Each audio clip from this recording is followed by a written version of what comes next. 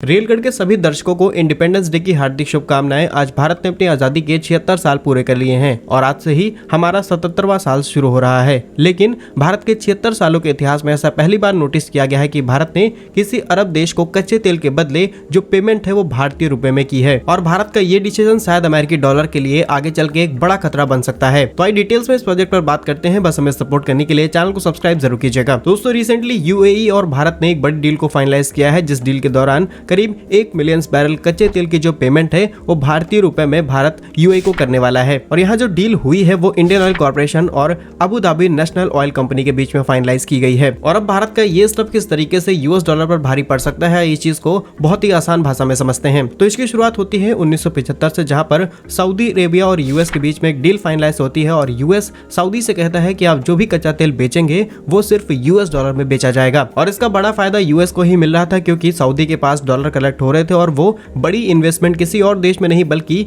USA के अंदर ही लगातार करते जा रहे थे। और अब यही सेम सिनेरियो उन्हें इंडियन रुपीस के साथ में नजर आ रहा है। रुपीस से पहले चाइना ने भी सऊदी से डिमांड की थी कि वो क्रूड ऑयल की पेमेंट डॉलर में नहीं बल्कि चाइनीज करेंसी युआन में लेना शुरू करें, और कुछ समय बाद इस डील को सेटल कर दिया जाता है। लेकिन रिसेंटली हमने एग्जांपल देखा है कि जब भारत ने रशिया से सस्ता कच्चा तेल खरीदा है तो इसके बदले करीब 40 बिलियन इंडियन रुपीस रशिया को पेमेंट की गई है और रशिया ने कहीं ना कहीं वो इंडियन रुपीस फिर से भारत के अंदर इन्वेस्ट किए हैं भारत में बॉन्ड खरीदकर। और अब यूएई भी भारत से इंडियन रुपीस ले रहा है, यानी कि वो इन्वेस्टमेंट भी भारत के अंदर आएगी। और यूएई के इस कदम से हो सकता है कि सऊदी अरेबिया और यूएस के बीच में जो पेट्रो डॉलर डील फाइनलाइज की गई थी वो भी खत्म हो सकती है और सऊदी भी भारत से इंडियन रुपीस में पेमेंट लेना शुरू कर दे, क्योंकि सऊदी पर एक बहुत बड़ा कंट्रोल यूनाइटेड स्टेट का है। यूएस के कहने पर सऊदी अपने ऑयल प्रोडक्शन को कट कर सकता है और अभी तक जितनी भी बड़ी डील्स हुई हैं उन सब की पेमेंट यूएस डॉलर में ही की गई है। और यदि आप इस चीज को ध्यान से देखें तो लगातार Germany, Guyana, Israel, Kenya, Malaysia, Mauritius सहित 15 से भी ज्यादा ऐसे देश है जो इंडियन रुपीस को या तो पार्शियली या तो कम्प्लीटली एक्सेप्ट करना शुरू कर चुके हैं। हमारे पास दुनिया का सबसे बड़ा डिजिटल पेमेंट नेटवर्क यूपीआई भी है, जिसका इस्तेमाल ऑलरेडी सिंगापुर में शुरू हो चुका है और 30 से भी ज्यादा देशों में ये बहुत जल्द शुरू हो जाएगा। और पिछले ही वीडियो में हमने आपको बताया था कि वर्ल्ड बैंक ने भी एक स्टेटमेंट दिया है कि अब लोन डिस्ट्रीब्यूशन इंडियन रुपीस में किया जाए। वहीं भारत और यूएई के बीच में जो ट्रेड है इंडियन रुपीस को लेकर के वो और ज्यादा बढ़ सकता है, क्योंकि अप्रैल 2022 से लेकर के मार्च 2023 के बीच में भारत ने यूएई के साथ में करीब